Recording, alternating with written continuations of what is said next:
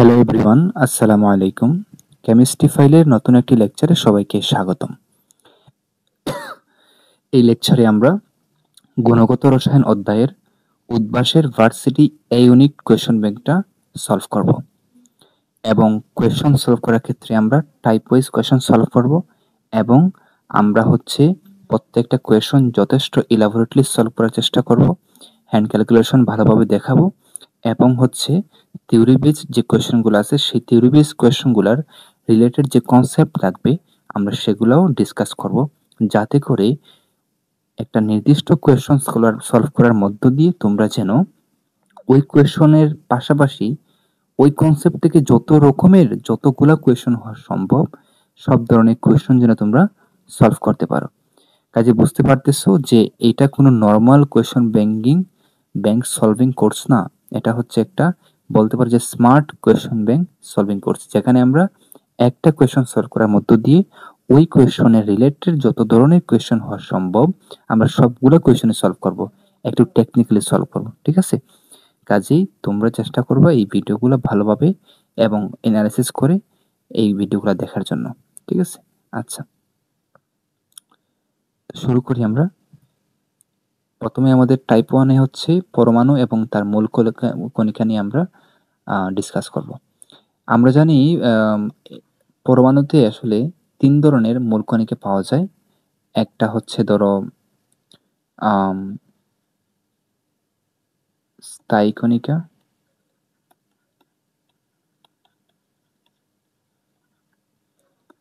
আর একটা অস্থায়ী কণিকা,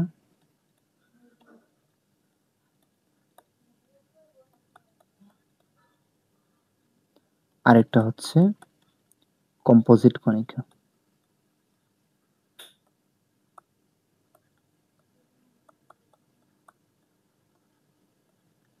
এই স্থায়ী কণিকার মধ্যে কি কি আছে?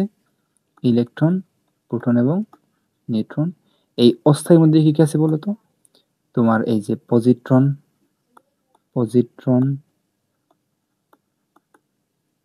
Mason,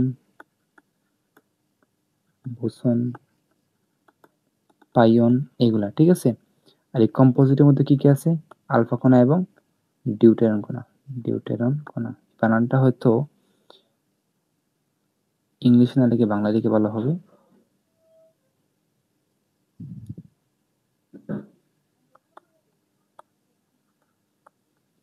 deuteron. তোমাদের সুবিধার জন্য একটা কাজ করবা, সেটা তোমরা এই স্থায়ী এবং স্থায়ী এবং কম্পোজিট এই দুই ধরনের কণিকার নাম মুখস্থ করবা। এই অস্থায়ীগুলোর নাম মুখস্থ করার দরকার নেই, মানে যেগুলো স্থায়ী এবং কম্পোজিট না ওইগুলো তো অস্থায়ী, তাই না? কারণ এই অস্থায়ী কণিকার মধ্যে অনেকগুলা কণিকা আছে, তো সো এইগুলা তোমরা এই জন্য মুখস্থ করবে না। তোমরা যদি স্থায়ী এবং কম্পোজিট কণিকা মুখস্থ করো তাহলে তোমাদের আর এগুলা মুখস্থ না করলে চলবে। এইবার আসো এগুলা জানতে পারলাম। এইবার আসো তোমরা যদি এই কোশ্চেনটা দেখো, এখানে কি বলছে যে কোনটির ক্ষেত্রে বোর তত্ত্ব প্রযোজ্য। আচ্ছা, এখানে একটা কারেকশন করতে হবে, বোর তত্ত্ব প্রযোজ্য নয় হবে। হ্যাঁ, আচ্ছা, তাহলে এই কোয়েশ্চন আমরা যদি সলভ করতে চাই আমাদেরকে জানতে হবে কোন অ্যাটম গুলার ক্ষেত্রে আসলে বোর তত্ত্ব প্রযোজ্য অথবা কোন আয়ন গুলার ক্ষেত্রে। তো আমরা জানি বোর তত্ত্ব বেসিক্যালি একক ইলেকট্রন যেগুলাতে আছে, একক ইলেকট্রন বিশিষ্ট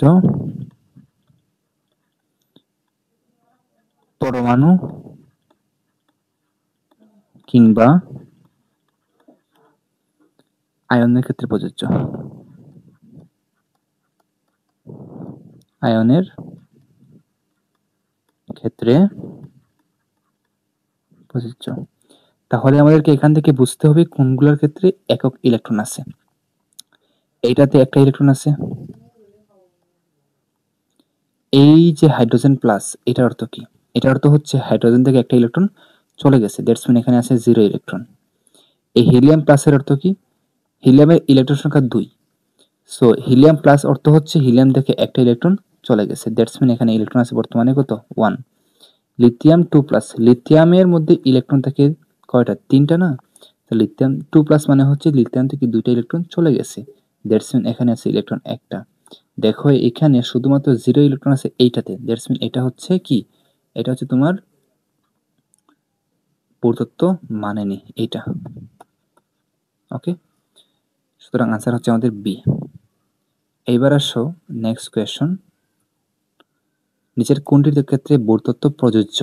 এখানে কোনটির ক্ষেত্রে বোর তত্ত্ব প্রযোজ্য? আমরা জানি যেটার ক্ষেত্রে একটা ইলেকট্রন থাকবে, মানে যেই অ্যাটম বা যেই আয়নে একটা ইলেকট্রন থাকবে তার ক্ষেত্রে বোর তত্ত্ব প্রযোজ্য। এখানে এটার ক্ষেত্রে 0 ইলেকট্রন, তাই না? এটার ক্ষেত্রে হিলিয়াম প্লাস, দেখো হিলিয়ামে থাকে 2টা ইলেকট্রন, 2টা থেকে যদি একটা ইলেকট্রন চলে যায় এখানে থাকবে একটা ইলেকট্রন। এখানে লিথিয়াম প্লাস, লিথিয়ামে ইলেকট্রন থাকে 3টা, লিথিয়াম প্লাস মানে লিথিয়াম থেকে একটা ইলেকট্রন চলে গেছে, দ্যাটস মিন এখানে ইলেকট্রন আছে 2টা। এটা হচ্ছে বেরিলিয়াম 2 প্লাস, বেরিলিয়াম মানে হচ্ছে 4, সো বেরিলিয়াম 2 প্লাস এর অর্থ হচ্ছে বেরিলিয়াম থেকে 2টা ইলেকট্রন চলে গেছে, দ্যাটস মিন এখানে ইলেকট্রন আছে 2টা। সো যেহেতু এই বি অপশনে ইলেকট্রন আছে একটা, সো এটা হচ্ছে আমাদের ফাইনাল আনসার। ঠিক আছে, সো আমরা কিন্তু এইভাবে অপশন অ্যানালাইসিস করে করে আসলে আমরা সলভ করব। তাহলে আমাদের হবে কি, প্রত্যেকটা অপশনটাই আমাদের ভালোভাবে চেক করা হয়ে যাবে, প্রত্যেকটা অপশনের যে রিলেটেড নলেজটা সেটা কিন্তু আমাদের হয়ে যাবে। বাট তোমরা যখন বাসায় সলভ করবা কিংবা তোমরা যখন মানে বিভিন্ন এক্সাম দিবা তখন এতটুকু ডিটেলসে কি দরকার নাই, টুস্টার দেখে সলভ করে ফেলবা। ঠিক আছে, আচ্ছা এইবার আসো পাই মেসন কণার আধান কত? এখানে বুঝতে হবে এই পাই মেসন কণা জিনিসটা আসলে কি। তো আমরা যখন স্লাইড 1-এ যখন আমরা দেখছিলাম তখন মনে আছে এই যে কম্পোজিট কণিকার মধ্যে দেখছিলাম আলফা ডিউটেরিয়াম কণা, আর অস্থায়ীর মধ্যে কি কি দেখছিলাম, পজিট্রন মেসন বোসন, এগুলো না, এগুলো দেখছিলাম। এই আসো এই যে মেসন কণাটা আছে না, এই মেসন কণাটা হচ্ছে তোমার 3 ধরনের, মানে এইটার চার্জ 3 রকম হতে পারে। একটা হচ্ছে পাই নট মানে পাই জিরো, একটা হচ্ছে পাই প্লাস, একটা হচ্ছে পাই মাইনাস। মানে এই যে পাই মেসন কোণ আছে না, এই পাই মেসন কোণার মানে 3 ধরনের পাই মেসন কোণ হতে পারে। একটা হচ্ছে জিরোর, একটা হচ্ছে প্লাস, একটা হচ্ছে মাইনাস। অর্থাৎ এই পাই মেসন কোণার চার্জ 0 হতে পারে, প্লাস হতে পারে, মাইনাস হতে পারে। দ্যাটস মিন এইটা পজিটিভ, নেগেটিভ এবং 0। আনসার হচ্ছে এটা। এবং এই পাই মেসন কণা সম্পর্কে তোমরা আরেকটা ইনফরমেশন জেনে নাও, সেটা হচ্ছে এই পাই মেসন কণার যে ভর, সেটা ইলেকট্রনের ভরের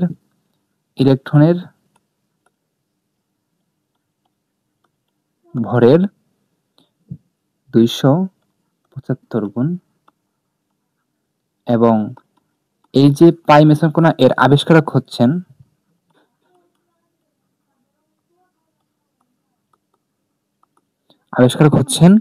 ইউকাওয়া।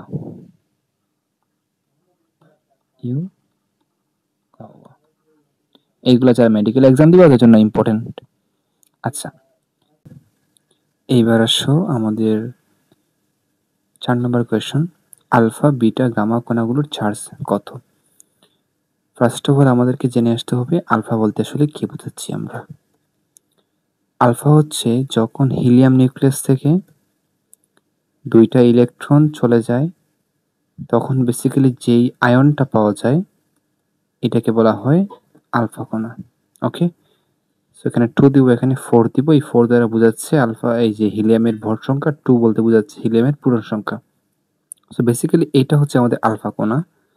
আমরা দেখতে পাচ্ছি এখানে আলফা কণার যে চার্জটা সেটা হচ্ছে কত বলতো, +2।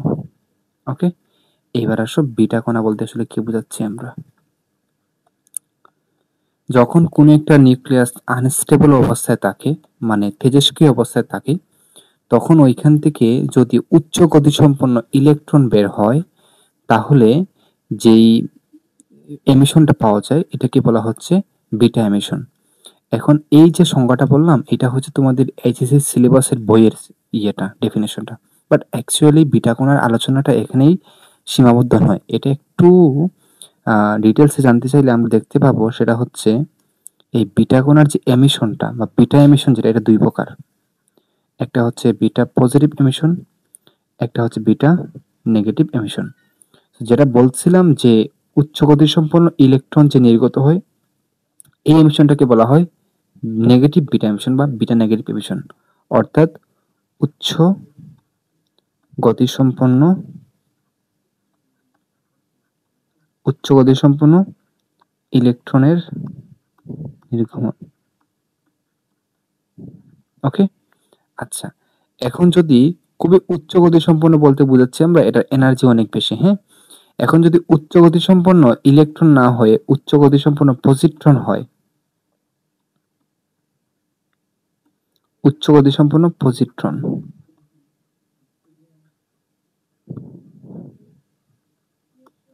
নির্গমন লিখবো। হ্যাঁ,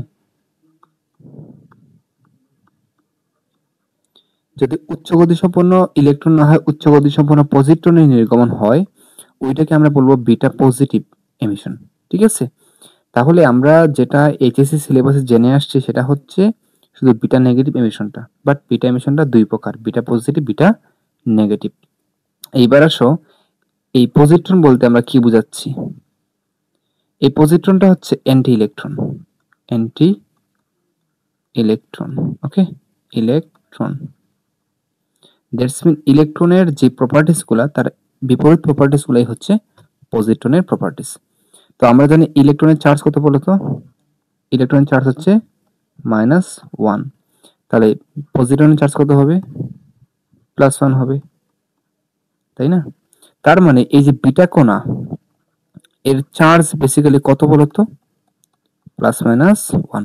ওকে, সো আলটিমেটলি আমরা বিটা কণার চার্জ বলতে এই +-1 কি বুঝবো, কিন্তু এটা হচ্ছে অ্যাকচুয়াল ডিসকাশনটা। বাট তোমাদের এইচএসসি সিলেবাসে শুধু বিটা নেগেটিভ নিয়ে আলোচনা করা আছে। সো আমরা আসলে এই বিটা নেগেটিভ পর্যন্তই আমরা এখানে আমাদের আলোচনাকে সীমাবদ্ধ রাখবো। তার মানে আমরা জানলাম যে আলফা কণার চার্জ হচ্ছে +2, বিটা কণার চার্জ হচ্ছে -1। বাট যেই এক্সামগুলোতে ট্রিকি কোয়েশ্চেন হয়, যেমন ডিউ, বুয়েটের প্রিলি, সাস্টেড এডমিশন টেস্ট, এইগুলোতে না তোমার এই বিটার যে প্লাস মাইনাস মান আছে না, এই দুটা নিয়েই কিন্তু কোয়েশ্চেন চলে আসতে পারে। সো এটা মাথায় রাখবা কিন্তু। হ্যাঁ, আর যদি শুধুমাত্র মাইনাসের অপশনটা থাকে তাহলে মাইনাসটাই তোমরা দাগাবা। ওকে, সো এই গেল তোমার বিটা এমিশনটা। এবার আসো গামা। সো গামা কোণার কোনো চার্জ নাই, এটার চার্জ হচ্ছে 0। ওকে, তাহলে আমাদের যে এটা অপশনটা কি হবে বলতো? এখানে +2, হ্যাঁ, যে -1 আর 0, তাহলে অপশনটা হচ্ছে এইটা ম্যাচ করতেছে। দেখো এইটা, আনসার হচ্ছে আমাদের এইটা। নেক্সট, হিলিয়ামের প্রথম ও দ্বিতীয় শক্তি স্তরে পার্থক্য কত ইলেকট্রন ভোল্ট? তো আমরা জানি কোন একটা পরমাণুর এনতম শক্তি স্তরের যে এনার্জি সেটা কত বলতো? e⁻n হচ্ছে -13.6 ইন্টু z² / n²। সো আমরা যদি এই পার্থক্য বের করতে চাই আমরা লিখব E2 - E1। এটাকে আমরা ডেলি কি বলতে পারি? এটা কত আসবে? এটা হচ্ছে -13.6 ইন্টু হিলিয়ামের ক্ষেত্রে জেড কত বলতো? হাইড্রোজেন হিলিয়াম 2 আসবে এখানে 2²। আর যদি আমরা দ্বিতীয় শক্তি স্তর বের করতে চাই এখানে 2 দিব, 2²। আর এখানে মাইনাস থাকবে, আর এই মাইনাস আর এই যে মাইনাস, এই মাইনাসে প্লাস হয়ে যাবে। সো 13.6 দিব এখানে, আর এখানে 2² থাকবে। আর যদি আমি E1 বের করতে চাই তাহলে এখানে আসবে 1²। ওকে, এইবার আসো আমরা যদি একটু কমন নেই, -13.6 কত আসবে? এই মাইনাসে প্লাস, এখানে থাকবে 1 প্লাস, এই যে প্লাসে এই মাইনাসে মাইনাস আসবে এখানে, এখানে থাকবে কত বলতো? এটা 1² না, তাহলে এখানে আলটিমেটলি থাকবে কত? এখানে থাকবে 4। ওকে, এবার আসো -13.6 ইন্টু -3। সো এখানে তুমি এটাকে 13.6 না বলে 13 চিন্তা করো। 13 ইন্টু 3, 3 তরং 39। ওকে, তার মানে আনসারটা 39 সামথিং। তাহলে দেখো 39 এর কাছাকাছি কোনটা? এইটা, আনসার হচ্ছে এইটা। ওকে, সো এখান থেকে একটা পরামর্শ হচ্ছে তোমরা যখন হ্যান্ড ক্যালকুলেশন করবা তখন হচ্ছে এই এক্সাক্ট ভ্যালু না বের করে কাছাকাছি ভ্যালুগুলো বের করার চেষ্টা করবা, তাহলে হবে তোমাদের। হ্যাঁ, এটা যেহেতু তোমার রিটেন কোয়েশ্চন না, সো এমসিকিউটা এভাবে করবা, তাহলে টাইমটা সেভ হবে। এখন তুমি যদি 13.6 সাথে 3 গুণ করতে চাও, এইটাতে যে টাইমটা লাগবে তার থেকে কম টাইম লাগবে তুমি যদি 13 এর সাথে 3 কে চিন্তা করো। হ্যাঁ, সো এইভাবে করে আমাদেরকে টাইমটাকে সেভ করতে হবে। এই একটা কোয়েশ্চনে তুমি যদি 5 সেকেন্ড করে সেভ করো, 5 সেকেন্ড করে তুমি যদি একটা কোয়েশ্চনে সেভ করো, তোমার কিন্তু এরকম কোয়েশ্চন থাকবে কয়টা বলো তো? 100টা থাকবে। তাহলে 5 100 500। ওকে, তাহলে 500 সেকেন্ডকে তুমি যদি 60 দ্বারা ভাগ করো কত আসবে বলো তো? কত আসবে এখানে?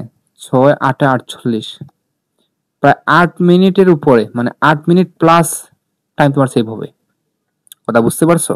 এই 8 মিনিট কিন্তু অনেক টাইম অ্যাডমিশন টেস্টে। কাজে এইভাবে করে তোমাকে টেকনিক্যালি টাইমটা সেভ করতে হবে। নেক্সট, নিউক্লিয়াসে কি কি থাকে? পরমাণুর, প্রোটন এবং কি থাকে? নিউট্রন। ওকে, এইবার আসো এই ম্যাথটা। হাইড্রোজেন পরমাণুতে চতুর্থ কক্ষপথের ব্যাসার্ধ এত হলে ওই কক্ষপথে ইলেকট্রনের গতিবেগ কত? ভাই এটা ডিরেক্ট ফর্মুলার ম্যাথ। হ্যাঁ, এটা তোমরা সবাই পারবা। জাস্ট ফর্মুলা ভ্যালুগুলো বসানো। চতুর্থ কক্ষপথ মানে n = 4, আর এর মান দেওয়া আছে, সবগুলো দেওয়া আছে, জাস্ট এখানে বসালেই কিন্তু আনসারটা চলে আসবে। তো আমি এই ম্যাথটা স্লাইডে নেওয়ার কারণটা হচ্ছে এই তোমাদের যে হ্যান্ড ক্যালকুলেশনটা এটা দেখানোর জন্য। হ্যাঁ, চলো আমি তোমাদেরকে এই জিনিসটা দেখাই। 4 into 6.63 10 inverse 27, 2 into pi 9.1 into 10 to the power minus 28, 8.5 into 10 inverse 10 into 10 to the power 2। এই 10 to the power 2 কোথা থেকে আসলো? এই যে জিনিসগুলোকে মিটার থেকে এগুলোকে সেন্টিমিটার নিয়ে গেছে। হ্যাঁ, আচ্ছা, এইবার আসো দেখো আমরা কি করি। আমরা হচ্ছে এই 2 এর সাথে 4 কে ক্যান্সেল আউট করব, উপরে 2 থাকবে, তাই না? এটাকে 6.63 কে আমি 6 হিসেবে চিন্তা করব, তাহলে 212 হবে এখানে।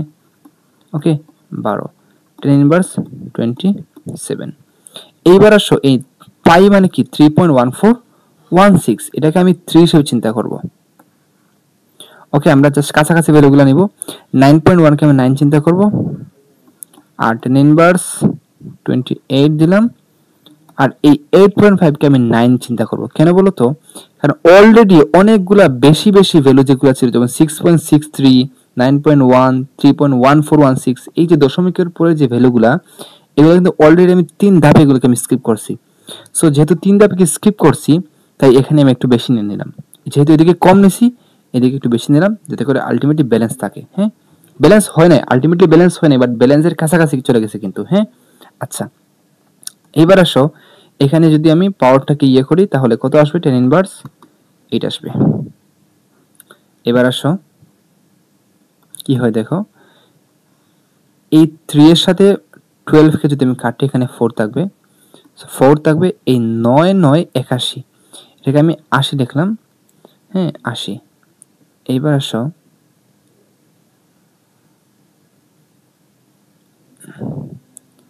আসো হচ্ছে এই যে 10 ইনভার্স 27, আর এখানে 28 আর 8 কত হবে বলো তো? 36। 10 ইনভার্স কত? 36। তাহলে এইবার যদি আমি এখানে ক্যান্সেল আউট করি 1/20, আর এখানে কত আসবে বলো তো? এই 36 থেকে 27 ক্যান্সেল করলে কত আসবে? 16 থেকে 7 গেলে কি কত? 9। So 10 inverse 10 to the power 9 আসবে, তাই না? কারণ যেহেতু এটা -36, এটা উপরে গেলে প্লাস হয়ে যাবে, so ultimately 10 to the power 9 থাকবে এখানে। এইবার আসো উপরে আমি 100 নিব, নিচে 20 থাকবে, উপরে 100 নিচ্ছি, নিচে 100 দ্বারা ভাগ করব, ডেসিমেল 10 টু দি পাওয়ার 2 দ্বারা ভাগ করব, তাহলে কত আসবে? এটা দ্বারা ক্যান্সেল করলে এখানে আসবে 5। সো 5 ইন্টু 10 টু দি পাওয়ার 7, এটা হচ্ছে সেন্টিমিটার পার সেকেন্ডে, তাই না? ওকে, সো এটাকে আমি যদি মিটার পার সেকেন্ডে নিতে চাই, কি করব বলো তো? সেন্টিমিটার থেকে আমি কি করব? মিটারে নিব না, তাহলে 100 দ্বারা গুণ করব। সো 100 দ্বারা গুণ করলে এখানে আলটিমেটলি আসবে 5 into 10 to the power 9 metre per second. এটা হচ্ছে আমার আলটিমেটলি আনসার।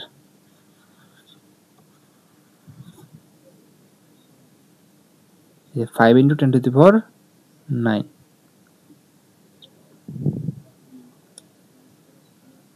সরি একটা মিস্টেক হয়ে গেছে এখানে আমার, সেটা হচ্ছে সেন্টিমিটার থেকে মিটার আনতে গেলে আমাকে কি করতে হবে বলতো? ভাগ করতে হবে।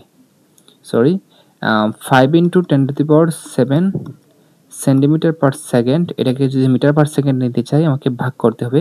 এটা আমি একটু পেস লাগাই ফেলছি, এটা আমি একটু মনে রাখার টেকনিক শিখাই দিই। দেখো একটা জিনিস মনে রাখবা সব সময়, এটা আমিও মনে রাখতাম অনেক সময়, যে সেন্টিমিটার হচ্ছে ছোট জিনিস, এটা হচ্ছে ছোট, আর মিটারটা হচ্ছে বড়। এখন যখন ছোট থেকে বড় যাব তখন কি করতে হবে বলতো? ভাগ করতে হবে। আর বড় থেকে যদি ছোটতে আসতে হয় তখন গুণ করতে হয়। সো আলটিমেটলি এখানে যদি আমার সেন্টিমিটার থাকে, এটা থেকে মিটারে কনভার্সনে যাওয়ার জন্য আমাকে আলটিমেটলি কি করতে হবে? ভাগ করতে হবে। সো যদি আমি ভাগ করি তাহলে 5 × 10⁷,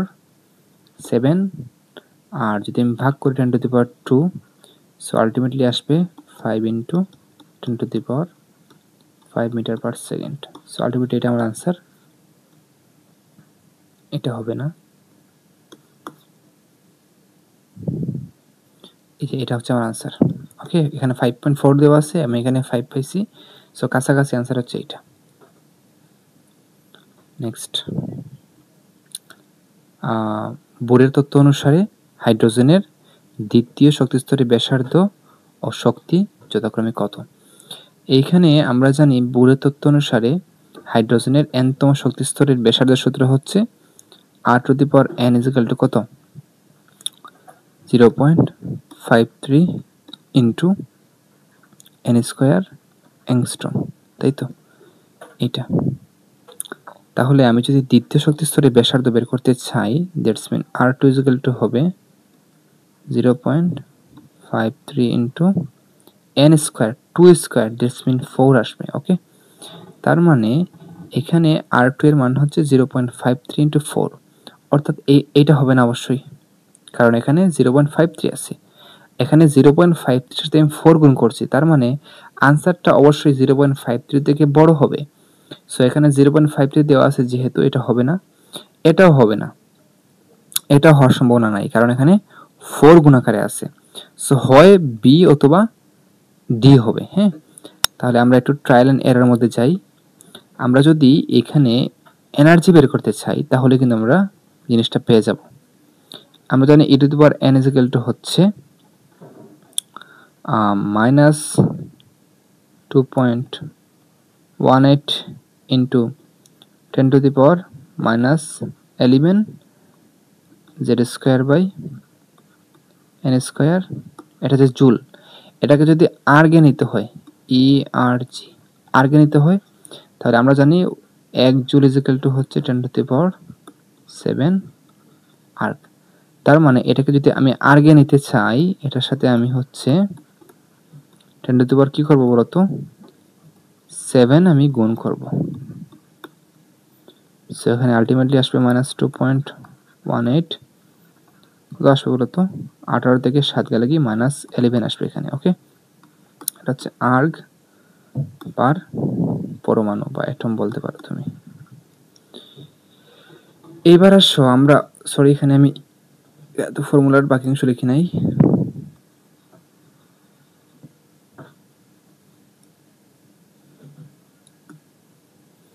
z²/n²,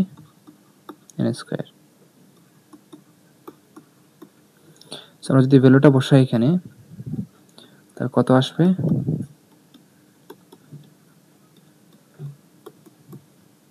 z কত? হাইড্রোজেনের ক্ষেত্রে 1, আর এখানে আসবে 4।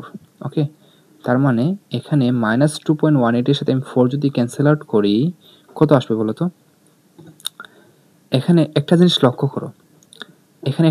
করো, দেখো আমি যদি ডি অপশনের দিকে তাকাই, দেখো এইখানে এই 10⁻11 আছে, আবার এইখানেও 10⁻11 আছে, আবার এইখানেও 10⁻11 আছে।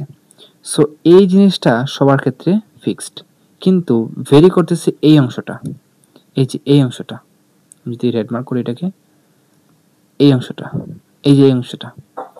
এইবার দেখো এইখানে আছে -2 × সামথিং। ওকে, কিন্তু এইখানে কখনোই -2 মানে আলটিমেটলি এইখানে -2 সামথিং আসার সম্ভাবনা একদম 0। কেন বলো তো? কারণ এই 4 এর সাথে যদি আমি এটাকে ক্যান্সেল আউট করি, এটা কিন্তু কখনো এখানে 2 আসবে না। তার মানে আনসার কিন্তু অবশ্যই ডি হবেই না। তার আনসার অবশ্যই এইটা হতে বাধ্য। আনসার অবশ্যই কোনটা হতে বাধ্য? আনসার অবশ্যই হচ্ছে বি হতে বাধ্য। কেন বললাম? কারণ এইখানে যদি আনসার যদি ডি হতে হয়, এইখানে আমাকে কত আসতে হবে? -2 সামথিং আসতে হবে, -2 ইন্টু সামথিং আসতে হবে। কিন্তু এখানে ক্যান্সেল আউট করলে এখানে -2 ইন্টু সামথিং কখনোই আসবে না। সো আনসার কখনোই ডি হবে না, আনসার অবশ্যই বি হবে। বুঝা গেল? এবারে কিন্তু আমাদের অপশন এলিমিনেশন করে আমাদের কিন্তু আনসারগুলো বের করতে হবে।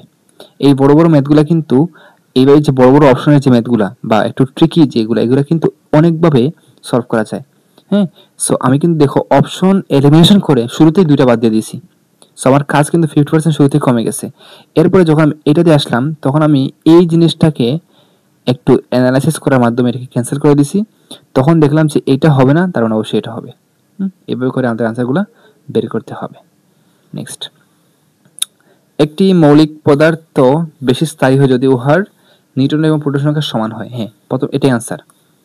এটাই আনসার। কারণ হচ্ছে একটা একটা পরমাণুর বা একটা মৌলের যে নিউক্লিয়াস থাকে, সেই নিউক্লিয়াসের মধ্যে যদি প্রোটন এবং নিউট্রন সংখ্যার যে অনুপাত থাকে, হ্যাঁ, এই অনুপাত যদি সমান হয় তাহলে সেটা সবচেয়ে বেশি স্টেবল হয়। এই অনুপাত যদি বিচ্যুতি ঘটে তাহলে আস্তে আস্তে এই মৌলটার যে নিউক্লিয়াসটা এটা কিন্তু আনস্টেবিলিটি দেখছেন অস্থিতিশীলতার দিকে যায়, এবং এই অনুপাতটা যখন অনেক বেশি পরিমাণে ভেরি করে তখনই আসলে ওই মৌলের নিউক্লিয়াসটা কিন্তু আস্তে আস্তে অস্থিতিশীল বা আনস্টেবিলিটির দিকে গিয়ে একটা সময় তেজস্ক্রিয় নিউক্লিয়াসে কনভার্ট হয়ে যায়। তার মানে যখন নিউটন এবং প্রোটন সংখ্যা সমান থাকবে তখন ওই অনুপাতটা যখন 1 এর কাছাকাছি হয় তখনই আসলে বেসিক্যালি এটা স্টেবল হয়। আচ্ছা, এটা থিওরিটিক্যাল কোয়েশ্চন ছিল।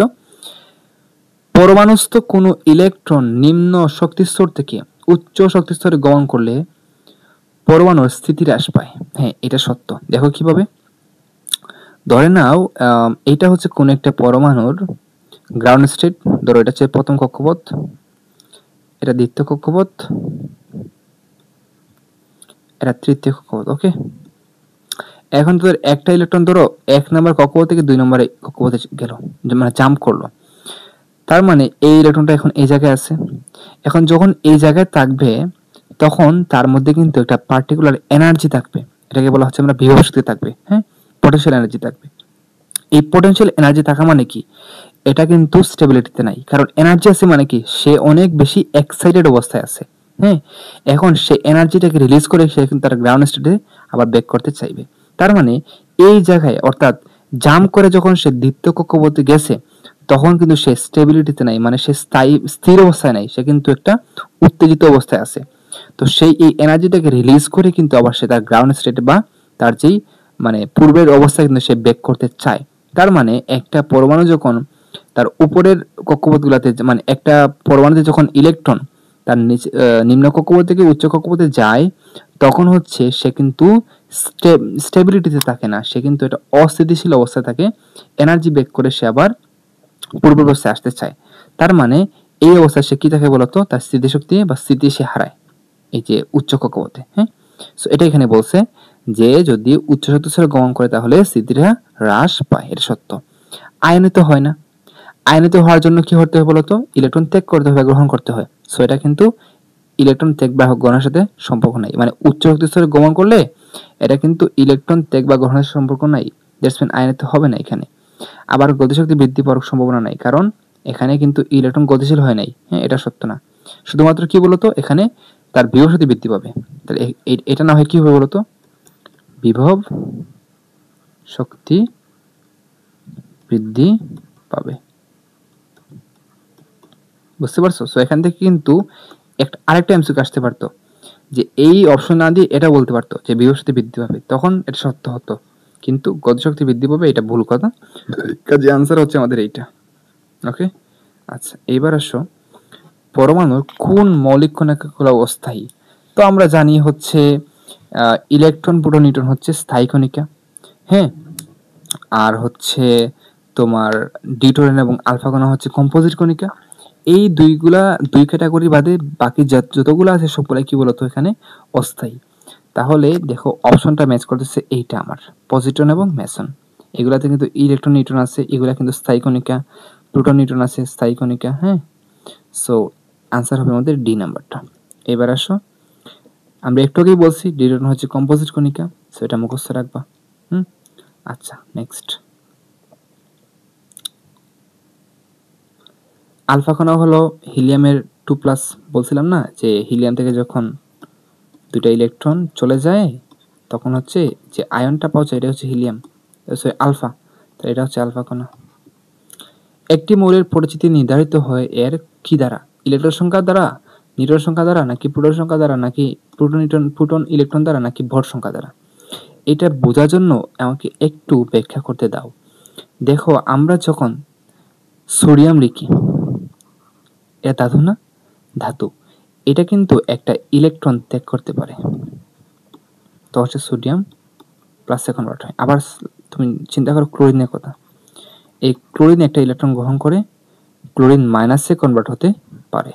ওকে, এবার আসো, আমি যখন এই সোডিয়াম থেকে একটা ইলেকট্রন ত্যাগ করলাম তখন সোডিয়াম প্লাসে কনভার্ট হলাম। হ্যাঁ, তখন এর ইলেকট্রন সংখ্যা হচ্ছে 10টি আর প্রোটন সংখ্যা হচ্ছে 11টি। এইখানেও ইলেকট্রন সংখ্যা 11টি বা প্রোটন সংখ্যাও 11টি। একটা জিনিস লক্ষ্য করো, সোডিয়াম অ্যাটম আর সোডিয়াম আয়ন এই দুই জায়গায় কিন্তু তার প্রোটন সংখ্যা সেম। দেখো প্রোটন সংখ্যা সেম না? প্রোটন সংখ্যা সেম, বাট ইলেকট্রন সংখ্যা কিন্তু ডিফার করতেছে। আবার এইটাকে চিন্তা করো, ইলেকট্রন সংখ্যা 17, প্রোটন সংখ্যা 17, বাট এই ক্লোরাইড যে আয়নটা এখানে ইলেকট্রন সংখ্যা 18 আর প্রোটন সংখ্যা কত বলো তো? 17। এই দুই জায়গায় দেখো তুমি ইলেকট্রন সংখ্যা 17, 18, প্রোটন সংখ্যা 17, 17, মানে ক্লোরিনের যে অ্যাটম আর ক্লোরাইড আয়ন দুই জায়গায় কিন্তু প্রোটন সংখ্যা সেম। তার মানে এখান থেকে আমরা কি বুঝতে পারলাম? এখান থেকে বুঝতে পারলাম যে কোন একটা মৌলের বা কোন একটা পরমাণুর ইলেকট্রন সংখ্যা আসলে ক্ষেত্র বিশেষে চেঞ্জ হয়ে যায়। যখন আয়নাইজড হয় তখন ইলেকট্রন সংখ্যা চেঞ্জ হয়ে যায়, বাট সব ক্ষেত্রে কিন্তু প্রোটন সংখ্যা সেম থাকে। প্রোটন সংখ্যা কি থাকে বলতো? সেম থাকে। দ্যাটস মিন একটা পরমাণুর ক্ষেত্রে বা একটা মৌলের ক্ষেত্রে তার আইডেন্টিটি হচ্ছে তার প্রোটন সংখ্যা, কারণ যে জিনিসটা চেঞ্জ হয় না এটাই তো তার আইডেন্টিটি, তাই না? তার মানে যেহেতু ইলেকট্রন সংখ্যা চেঞ্জ হয়ে যায়, সো এটা কখনোই তার আইডেন্টিটি হতে পারে না। তাহলে চেঞ্জ হয় না কোনটা? প্রোটন সংখ্যা। সো এটা হচ্ছে তার আইডেন্টিটি। ওকে, আচ্ছা, তাহলে আমরা এখান থেকে প্রোটন সংখ্যাটা বুঝতে পারলাম। এইবার আসো নিউটন সংখ্যা কেন, মানে আনসারটা কেন নিউটন সংখ্যা না? দেখো যখন আমরা আইসোটোপ চিন্তা করি, লাইক হাইড্রোজেনের আইসোটোপ 3টা, তাই না? এরকম বলি না, হাইড্রোজেনের ক্ষেত্রে কি প্রোটিয়াম, ডিউটেরিয়াম, ট্রিটিয়াম এরকম আছে না? সো যখন আমি হাইড্রোজেন এইটা বলবো 1 1, তখন তার নিউটন সংখ্যা 0। নিউটন সংখ্যা কত? 0। যখন আমি হাইড্রোজেন 1 2 বলবো তখন নিউটন সংখ্যা কত? 1। যখন আমি হাইড্রোজেন এটা বলবো 1 3, তখন নিউটন সংখ্যা কত? 2। তার মানে দেখো একটা সেম পরমাণু বাট তার নিউটন সংখ্যা 3টা। তার মানে এটা কি ফিক্সড থাকে? ফিক্সড কিন্তু থাকে না। তার মানে এটা চেঞ্জ হয়ে যায়। তো যেটা জিনিসটা চেঞ্জ হয়ে যায় এটা দ্বারা কি আমি তার আইডেন্টিটি আমি মানে মেজার করতে পারবো বা আইডেন্টিটি আমি ডিটেক্ট করতে পারবো? পারবো না কিন্তু। কাজেই যেই জিনিসটা ফিক্স থাকে, অলওয়েজ ফিক্স থাকে, ওইটা দ্বারাই কিন্তু আমি একটা জিনিসের আইডেন্টিটিকে আমি কি করতে পারবো? শনাক্ত করতে পারবো, তাই না? কাজেই আমরা বলতে পারি এখান থেকে যে প্রোটন সংখ্যায় একটা পরমাণুর কি করতে পারে? যে পরিচিতি নির্ধারণ করতে পারে। সরি, এখানে হচ্ছে আমার একটা সফটওয়্যারগত প্রবলেম আসছে। ঠিক আছে, এইবার হচ্ছে আমাদের টাইপ 2।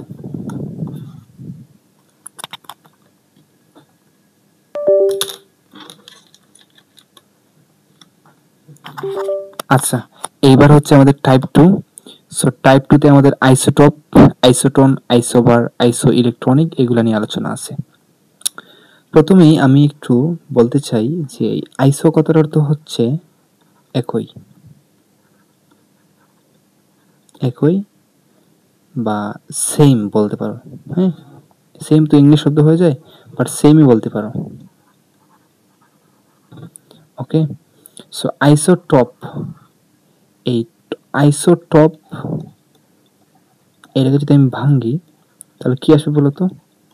আইসো প্লাস এই যে টপ, এই টপ হচ্ছে প্রোটন থেকে আসছে। ওকে, মনে রাখবা এই টপটা আসলে এই যে টপের পি থেকে আসছে কি বলতো, প্রোটন। তার মানে আইসোপ্রোটন, অর্থাৎ যে সকল স্পেসিসের প্রোটন সংখ্যা সেম থাকবে এগুলোকে আমরা বলবো হচ্ছে আইসোটপ, অর্থাৎ সেম কি বলতো প্রোটন সংখ্যা। ওকে, এইবার আসো আইসোটোন। আইসো প্লাস এই যে টন, এই টনের যে এন, এই এন থেকে আমরা মনে রাখবো নিউট্রন। ওকে, তার মানে সেম নিউট্রন।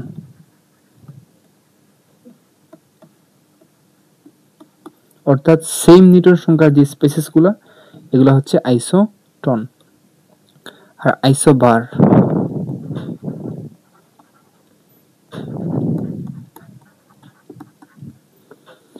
আইসো প্লাস এই যে বার আছে না, তাহলে এই বারের যে বি, এখান থেকে মনে রাখবো আমি ভর সংখ্যা।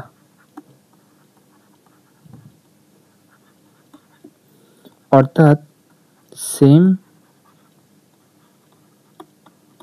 ভর সংখ্যা। অর্থাৎ যে সকল স্পেসিসের ভর সংখ্যা সেম এরা হচ্ছে কি বলতো আইসোটন। ওকে, সরি আইসোবার, আইসোবার। আর আইসো ইলেকট্রনিক এখান থেকে বোঝা যাচ্ছে যে ইলেকট্রনিক মানে যে সকল স্পেসিসের ইলেকট্রন সংখ্যা সেম এরা হচ্ছে আইসো ইলেকট্রনিক।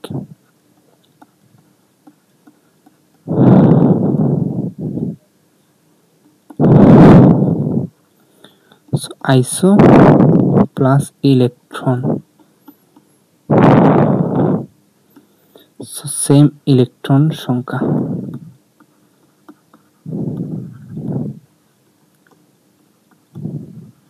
অর্থাৎ যে সকল স্পেসিসের ইলেকট্রন সংখ্যা সেম এরা হচ্ছে আইসো ইলেকট্রনিক। ঠিক আছে, তাহলে এই জিনিসগুলো মনে রাখলে কিন্তু আমরা এই টাইপের সমস্ত কোয়েশ্চেন আমরা সলভ করতে পারবো। ঠিক আছে, জাস্ট এই যে ইনফরমেশনগুলো বললাম এগুলো মনে রাখলেই হবে। তাই আমি সামারি করি যে আইসোটোপের আইসো মানে হচ্ছে সেম, আর এই যে টপ, এই টপের যে পিটা আছে এই পি দিয়ে মনে রাখবো প্রোটন। তাহলে আইসোপ্রোটন মানে সেম প্রোটন সংখ্যার যে স্পেসিস এরা হচ্ছে আইসোটপ।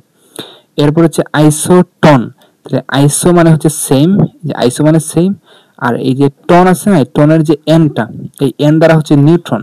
তাহলে যে সকল স্পেসিসের নিউট্রন সংখ্যা সেম এরা হচ্ছে আইসোটন। এরপর হচ্ছে আইসোবার, তাহলে আইসোর লিখলাম, আর এই যে বারের যে বিটা এটা দিয়ে মনে রাখবো ভর সংখ্যা। তার মানে যে সকল স্পেসিসের ভর সংখ্যা সেম এরা হচ্ছে আইসোবার। আর আইসো ইলেকট্রনিক, তাহলে আইসো প্লাস ইলেকট্রন, অর্থাৎ যে সকল স্পেসিসের ইলেকট্রন সংখ্যা সেম এরা হচ্ছে আইসো ইলেকট্রনিক। অর্থাৎ আমরা যদি দেখি যে দুইটা স্পেসিসের ইলেকট্রন সংখ্যা সেম তাহলে তারা হচ্ছে আইসো ইলেকট্রনিক। এইবার আসো কোশ্চেন দেখো, কোনটি আইসো ইলেকট্রনিক সেট, মানে কোনগুলোর ইলেকট্রন সংখ্যা সেম। দেখো এইখানে এই যে এ নাম্বারটা অপশন আমরা যদি দেখতে চাই, দেখো এই যে এফ মাইনাস, এটা মানে কি, এটা মানে হচ্ছে ফ্লোরাইড, একটা ফ্লোরিন একটা ইলেকট্রন গ্রহণ করে ফ্লোরাইড আয়নে কনভার্ট হয়েছে। সো ফ্লোরিনের ইলেকট্রন সংখ্যা 9 থাকে, আর একটা এক্সট্রা ইলেকট্রন গ্রহণ করছে, দ্যাটস মিন ইলেকট্রন সংখ্যা 10। এবার আসো সোডিয়াম প্লাস। সোডিয়াম প্লাস মানে কি, সোডিয়ামের জেনারেলি ইলেকট্রন থাকে 11টা, এই সোডিয়াম প্লাস বলতে বোঝাচ্ছে সে একটা ইলেকট্রন ত্যাগ করছে, দ্যাটস মিন 11 থেকে একটা ত্যাগ করলে আসে 10টা ইলেকট্রন। এরপরে আসো O2 মাইনাস, এই অক্সিজেনের নরমালি ইলেকট্রন হচ্ছে 8টা, 2 মাইনাস বলতে বোঝাচ্ছে সে 2টা ইলেকট্রন গ্রহণ করছে, সো দ্যাটস মিন এখানে আলটিমেটলি ইলেকট্রন থাকবে 10টা। এরপরে হচ্ছে C4 মাইনাস, এই কার্বন হচ্ছে নরমালি 6টা ইলেকট্রন থাকে, কিন্তু 4 মাইনাস বলতে বোঝাচ্ছে 4টা ইলেকট্রন সে গ্রহণ করছে, দ্যাটস মিন C4 মাইনাস মানে বোঝাচ্ছে এখানে ইলেকট্রন 10টা। তার মানে দেখো এই এ নাম্বার অপশনে কিন্তু প্রত্যেকটা স্পেসিসের ইলেকট্রন সংখ্যা সেম, দ্যাটস মিন এটা হচ্ছে আইসো ইলেকট্রনিক সেট। আমার বাকি অপশনগুলো চেক করার কোন দরকার নাই। ওকে, আচ্ছা, কোন দুটি পরমাণু পরস্পরের আইসোটন, মনে আছে আইসোটন মানে কি বলতে বোঝায়, আইসোটন বলতে বোঝায় সেম কি নিউট্রন। তাহলে নিউটন সংখ্যা সেম কোনটা দিয়ে দেখি আমরা, চলো এ নাম্বার অপশন দেখি। এ নাম্বার অপশনে দেখতে পাচ্ছি নাইট্রোজেন। এই নাইট্রোজেনের ক্ষেত্রে নিউটন সংখ্যা কত আসবে বলতো, 14 বিয়োগ 6 মানে 8। এরপরে আসছে আমার হচ্ছে এইটা, দেখো এইটার তো দেখলাম এইটা, আবার এইটার কথা চিন্তা করো, 14 বিয়োগ 7 মানে হচ্ছে 7। অর্থাৎ এই দুইটা পরমাণুর কি বলতো নিউটন সংখ্যা সেম না, সো এটা কিন্তু আইসোইলেকট্রনিক সেট না। বি নাম্বারটা দেখো, সিলিকনের প্রথমটা দেখো, এখানে কিন্তু কত আছে বলতো, 38 আছে না নাকি, দাঁড়াও সরি 30 আছে এখানে, সো 30 বিয়োগ 14 এখানে আসবে আলটিমেটলি 16। এরপর সিলিকন আছে আরেকটা, মানে সিলিকনের দুইটা আইসোটোপ এখানে, সরি এখানে সালফার আছে, সরি এখানে সালফার আছে, এখানে সালফার আছে, সালফার হচ্ছে 32 মাইনাস 16 আলটিমেটলি থাকবে কত 16, তাই না? তাহলে দেখো এইখানে এই সিলিকনের নিউটন সংখ্যা 16 আর সালফারের নিউটন সংখ্যা কত 16। দ্যাটস মিন এই যে সিলিকন আর সালফার এরা হচ্ছে পরস্পরের কি বলতো আইসোটোন। সো आंसर হচ্ছে আমাদের এইটা, বাকি অপশন চেক করার কোন প্রয়োজন নাই। কোন মোলের আইসোটোপ প্রকৃতিতে নেই, এইটা একটা মুখস্থ কোয়েশ্চন, এটা মনে রাখবা যে সোডিয়ামের হচ্ছে সোডিয়ামের আইসোটোপ একটি, এটা মনে রাখবা।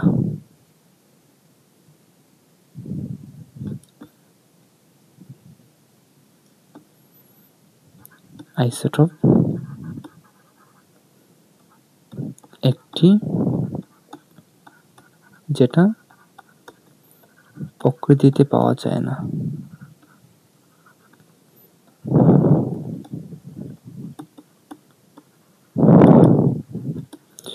তার মানে এখান থেকে আমরা দুইটা এমসিকিউ পড়ে ফেলছি। হ্যাঁ, এখানে দেখো কোন মৌলের আইসোটোপ প্রকৃতিতে নেই, এটা হচ্ছে সোডিয়াম, এটা মনে রাখবা মুখস্থ আনসার। আর এখান থেকে আরেকটা এমসিকিউ তোমাকে বলে দিলাম যে সোডিয়ামের আইসোটোপ কিন্তু একটাই। ওকে, সোডিয়ামের আইসোটোপ কয়টা বলো তো, একটা। সো এখান থেকে দুইটা এমসিকিউ তোমরা পেয়ে গেলা, একটা হচ্ছে সোডিয়ামের আইসোটোপ প্রকৃতিতে পাওয়া যায় না, আর আরেকটা হচ্ছে সোডিয়ামের আইসোটোপ একটাই। ওকে, এগুলা যেগুলো ইনফরমেটিভ এক্সাম লাইক মেডিকেল, এগুলাতে এই কোয়েশ্চেনগুলো আসতে পারে। ওকে, নেক্সট কার্বন, হ্যাঁ CO2 কার্বন ডাই অক্সাইডের সময় ইলেকট্রন বিশিষ্ট আয়ন হলো কোনটি? আচ্ছা, এইটা আমরা একটু যদি অ্যানালাইসিস করে আসি, এই কার্বন ডাই অক্সাইডে আমাদের ইলেকট্রন সংখ্যা কয়টি আছে দেখো, এই কার্বনে আছে 6টি, অক্সিজেনে 8টা আছে না, তাহলে 2 আর 16, তাহলে এখানে আসবে 22, তাহলে 22টা ইলেকট্রন কোথায় আছে দেখো তুমি, এই যে NO মাইনাস, NO মাইনাস। ওকে, নাইট্রোজেনে 7টা আর অক্সিজেনে 8টা থাকে, এখানে O মাইনাস মানে একটা ইলেকট্রন সে গ্রহণ করছে, তার মানে 9টা হয়ে গেল, তাহলে 7 আর 16 এটা হবে না। বি নাম্বারটা দেখো O3 মাইনাস, তাহলে 3 8 24, হ্যাঁ, আর এই যে একটা ইলেকট্রন সে গ্রহণ করছে, দ্যাটস মিন 25, এটা কিন্তু হবে না। সি নাম্বারটা দেখো ClO মাইনাস, এখানে দেখো Cl মানে হচ্ছে ক্লোরিন মানে 17টা, আর অক্সিজেন আর মাইনাস তার মানে এখানে 9টা, তো 17 আর 9 কত আসবে বলতো এখানে 26, তাই না? এটা কিন্তু হচ্ছে না। ডি নাম্বারটা দেখো N3 মাইনাস, এখানে 3টা নাইট্রোজেন আছে আর একটা মাইনাস আছে, দ্যাটস মিন একটা মাইনাস মানে কিন্তু একটা ইলেকট্রন, সো 3 নং 3 সাথে 21 আর এই যে 1 একটা, এটা হবে 22, তার মানে आंसर হচ্ছে কি বলতো, এই যে কার্বন ডাই অক্সাইডের 22টা ইলেকট্রন আর এটারও 22টা ইলেকট্রন, সো কার্বন ডাই অক্সাইডের সময় ইলেকট্রন বিশিষ্ট আয়ন কোনটা, এইটা। এটা কিন্তু ঢাকা ইউনিভার্সিটিতে আসছে 22-23 সালে। হ্যাঁ, সো এটা কিন্তু খুবই ভালো মানের কোশ্চেন ছিল, এইগুলাই কিন্তু ঢাকা ইউনিভার্সিটিতে আসতে পারে, বুঝছো? খুব আহামরি কঠিন কোশ্চেন আসবে না, এই কোশ্চেনগুলোই আসবে, তবে এগুলাই তুমি পারবা না, দেখবা এক্সাম হলে এগুলাই মাথা ব্ল্যাঙ্ক হয়ে যায়, এগুলাই পারতেই অনেক মানে পেরা হয়, কারণ টাইম তো কম থাকে। তোমার ঢাকা ইউনিভার্সিটিতে এক টাইম সেকেন্ডের জন্য আমরা হিসাব করছি 36 সেকেন্ড থাকে। ওকে, 36 সেকেন্ড থাকে, সো এই 36 সেকেন্ডের মধ্যে তুমি এই হিসাব নিকাশ করবা, এগুলো আসলে অনেক মেন্টাল প্রেসার থাকে, তো সো এগুলো অনেক সময় পারা যায় না আর কি। সো যত বেশি প্র্যাকটিস করবা ব্রেনটা তত বেশি তোমার হচ্ছে মানে ইফেক্টিভ হবে আর কি, মানে কাজ করার জন্য ওই প্রেসারের মুভমেন্টে কাজ করার জন্য তত বেশি ইফেক্টিভ হবে। তো প্র্যাকটিসের কোনো বিকল্প নাই আসলে। সো এই ভার্সিটির অ্যাডমিশন টেস্টে যে কোয়েশ্চেনগুলো আসে এগুলো সবাই পারে আসলে, কিন্তু টাইমের মধ্যে সবাই পারে না, এই জন্য সবাই চান্স পায় না, বুঝতে পারছো? কাজেই এই টাইমের মধ্যে পারতে হবে, এটা প্র্যাকটিস করলে আসলে এটা ঠিক হয়ে যাবে। এরপরে আইসোবার বলতে কি বোঝায়? ভর সংখ্যা, একই ভর সংখ্যা, তাই না? আইসোটন বলতে বোঝায় পরমাণুর একই নিউট্রন সংখ্যা। এই যে আইসোটন, টন থেকে এন আসছে আর এন থেকে নিউট্রন আসছে, এভাবে মনে রাখবা। নেক্সট, PH4 আয়নে কতটি ইলেকট্রন বিদ্যমান? এইবার আসো, PH4 প্লাস, এখানে এই যে ফসফরাস, এই ফসফরাসের ইলেকট্রন সংখ্যা কত বলতো? 15, 15 না? 15। এইবার আসো, এখানে হাইড্রোজেন আছে 4টা, তাহলে 4 একে 4, ওকে। আর এই যে প্লাস, এই প্লাস দ্বারা কি বোঝাচ্ছে?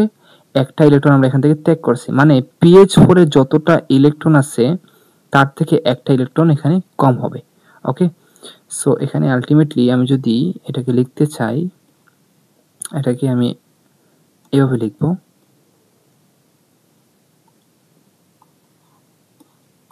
ওকে। সো এখানে আসবে 19 আর 18 আসবে, কথা বুঝতে পারছো? আমি আবার একটু যদি বলতে চাই, সেটা হচ্ছে ধরো PH4 আছে, এখানে PH4 এটা আছে, এখানে ফসফরাসের ইলেকট্রন সংখ্যা 15, এখানে হাইড্রোজেন 4টা আছে না, এই 4টা হাইড্রোজেন মিলে একটা ইলেকট্রন ত্যাগ করবে, বুঝতে পারছো? PH4 না, তার মানে এখানে 4টা হাইড্রোজেন আর ইলেকট্রন 4 আর একটা ইলেকট্রন ত্যাগ করতেছে না সে, মানে একটা প্লাস মানে কি একটা ইলেকট্রন ত্যাগ করছে, সো একটা ইলেকট্রন আমরা বিয়োগ করব এখান থেকে, সো 19 আসবে এখানে, আর এখানে 1 মানে 18, সো आंसर হচ্ছে এটা, ঠিক আছে। এবার আসো হচ্ছে এই বিক্রিয়াটি নিকেল, হাইড্রোজেন, কপার, নিউট্রন, এই বিক্রিয়াটি কি? আচ্ছা, আমি যদি এইটা সম্পর্কে একটু যদি বলতে চাই, দাঁড়াও আমি একটা পেজ নেব নাকি এখানে দেখাবো? আচ্ছা, আমি অপশনগুলো একটু বলি তাহলে বুঝতে পারবা। প্রথম কথা, নিউক্লিয়ার ফিউশন কি আর নিউক্লিয়ার ফিশন কি? মনে রাখবা, নিউক্লিয়ার যে ফিউশন, হ্যাঁ, এই ফিউশন মানে হচ্ছে দুইটা ক্ষুদ্র নিউক্লিয়াস যদি একত্রিত হয় একটা বড় নিউক্লিয়াসে কনভার্ট হয়, ওইটা হচ্ছে নিউক্লিয়ার ফিউশন। আর নিউক্লিয়ার ফিউশন বলতে বোঝায় একটা বড় নিউক্লিয়াস ভেঙে ছোট নিউক্লিয়াসে কনভার্ট হচ্ছে। আর যে ট্রান্সমুটেশন, এই ট্রান্সমুটেশন মানে হচ্ছে দুইটা নিউক্লিয়াস বা দুইটা ভিন্ন পরমাণু বিক্রিয়া করে এটা নতুন পরমাণু তৈরি করতেছে, এটা হচ্ছে তোমার কি বলতো? ট্রান্সমুটেশন। দুইটা ভিন্ন নিউক্লিয়াস বা দুইটা ভিন্ন পরমাণু বিক্রিয়া করে এটা নতুন পরমাণু তৈরি করতেছে, যেমন ধরো এ এবং বি বিক্রিয়া করে সি তৈরি করতেছে, এটা হচ্ছে কি বলতো? ট্রান্সমুটেশন, ওকে। আচ্ছা, আর ধরো হচ্ছে যে লাইক নিউক্লিয়ার ফিউশন, একটা বড় নিউক্লিয়াস, লাইক এটা বড় নিউক্লিয়াস ভেঙে ছোটতে কনভার্ট হচ্ছে, এটা কি বলতো? এটা হচ্ছে আমাদের ফিউশন। আর একটা ছোট ছোট, সরি আমি উল্টো বলে ফেলছি, সরি, এখানে হবে যে ছোট ছোট ছোট দুইটা নিউক্লিয়াস, ছোট প্লাস ছোট, এটা যখন রিয়েক্ট করে বড় নিউক্লিয়াসে কনভার্ট হবে, এটা হচ্ছে নিউক্লিয়ার ফিউশন। আর যখন একটা বড় নিউক্লিয়াস ভেঙে ছোটতে কনভার্ট হবে, এটা হচ্ছে ফিশন। আর ট্রান্সফরমেশন বলতে কি বোঝায়? এই ট্রান্সফরমেশনের অর্থই তো বুঝতে পারছো তোমরা, এটা অর্থ কি বলতো?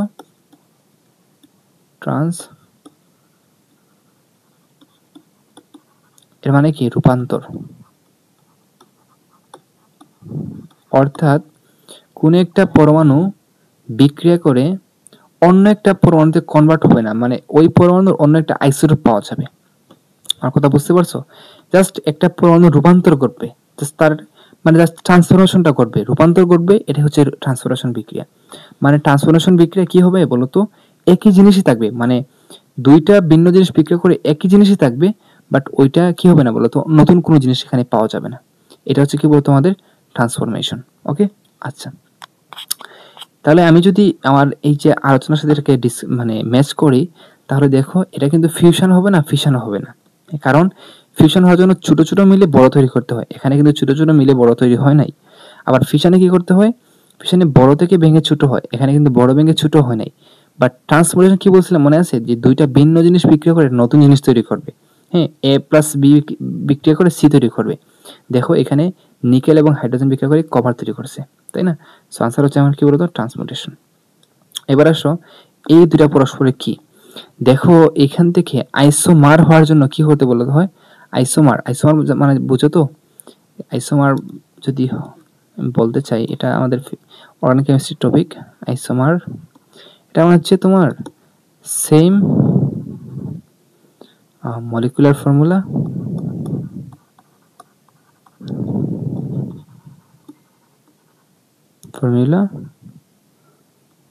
But different structural formula.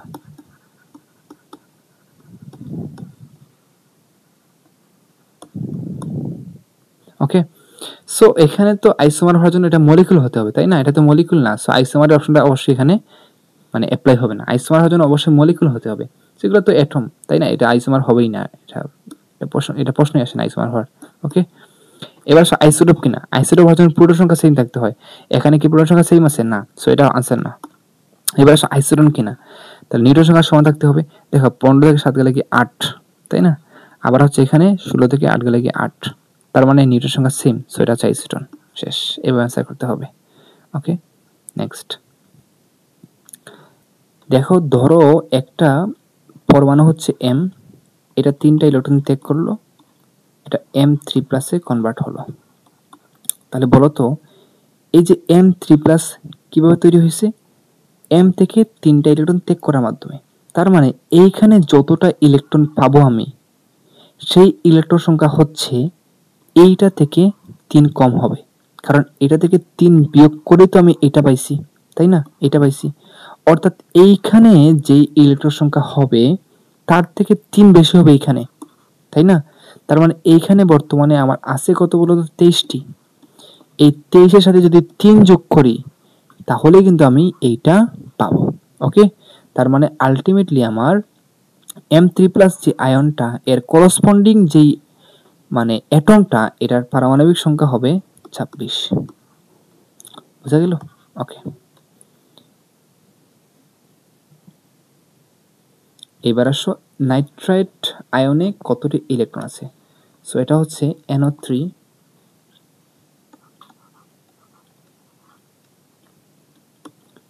এখানে নাইট্রোজেন আছে 7টা ইলেকট্রন,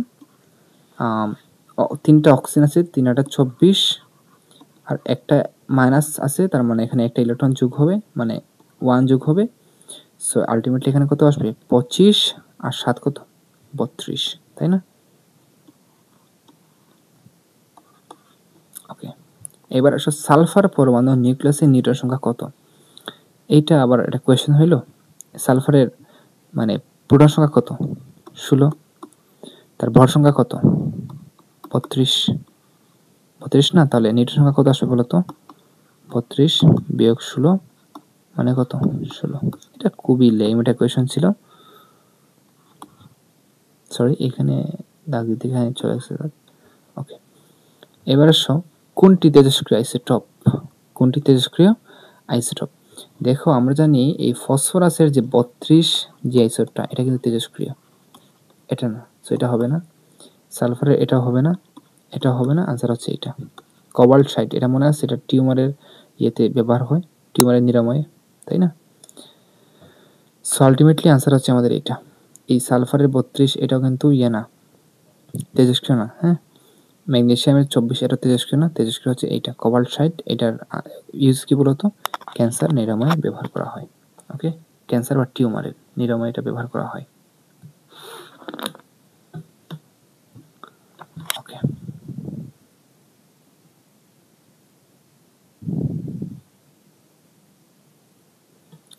আচ্ছা আজকে তাহলে এটুকুই থাক, আমরা নেক্সট পর্বে হচ্ছে নেক্সট পার্ট থেকে শুরু করব। হ্যাঁ, তো আমরা হচ্ছে এই প্লেলিস্টে আমরা ভার্সিটি ইউনিট কোয়েশ্চন ব্যাংক, যেটা দ্যাটস মিন উদ্ভাসের যে ভার্সিটি কোইউনিট কোয়েশ্চন ব্যাংক, এটা আমরা সমগ্র কোয়েশ্চনটা টাইপ ওয়াইজ যথেষ্ট ব্যাখ্যা সহ আমরা ফুল ফ্রিতে এই কোয়েশ্চেন ব্যাংকটা আমরা সলভ করে দেব।